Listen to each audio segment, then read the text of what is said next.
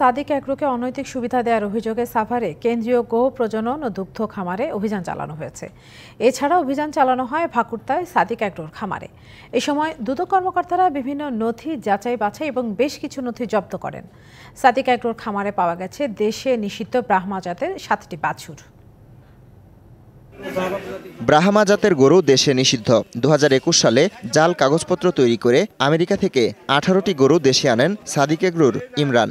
সেই সময় কাস্টমস তা জব্দ করে পাঠায় সাভারের কেন্দ্রীয় গো প্রজনন ও দুগ্ধ খামারে। 3 বছর পর ভ্রাম্যমাণ বিক্রয় কেন্দ্রের মাধ্যমে ন্যায্য মূল্যে মাংস বিক্রির শর্তে প্রতি কেজি 350 টাকায় কিনে নেয় সাদিক এগ্রো। অভিযোগ ওঠে মাংস বিক্রি না করে জীবিত গরু বিক্রির, যার কোনোটি 1 কোটি, কোনোটি 1.5 কোটি টাকায় বিক্রি হয়।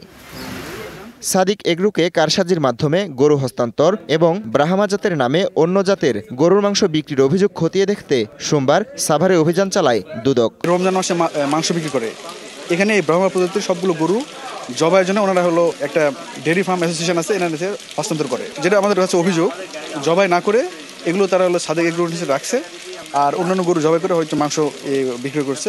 নিলাম পর্যন্ত যেগুলো ডকুমেন্টস ওনাদের কাছে ছিল এগুলো আমরা ফটো করে সংগ্রহ করলাম। পরে পাশে ভাকুরতায় সাদিক এগ্রোর খামারেও অভিযান পরিচালনা করে দুদক। এ সময় সেখানে পাওয়া যায় নিষিদ্ধ ব্রাহ্মা জাতের 7টি বাছুর। রেজিস্টার খাতায় 5টি গাভীর তথ্য পাওয়া গেছে। 7টা এই ব্রাহ্মা প্রজাতির গরুর বাছুর পাওয়া গেছে। গরু জবাই এই খাতাগুলো আমরা সিজ করছি। ওখানে স্পষ্ট লেখা আছে ব্রাহ্মা জাতের 5টার মতো হলো গাভীর তথ্য ওনারা লিখে রাখছে, এবং এগুলো আমরা সিজ করছি, নিয়ে আমরা আমাদের অফিসে জমা দিয়ে পরবর্তী আমরা কার্যক্রম পরিচালনা করব।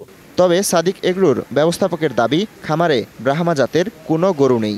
আমাদের থেকে 3টা খাতা তারা নিয়ে গেছে। ব্রাহ্মা জাতের গরু আমাদের যতটুকু জানি নাই। তারপর তারা নাকি ব্রাহ্মা জাতের বীজের খাতা পাইছে, ওইগুলা তারা নিয়ে গেছে। DBC news desk.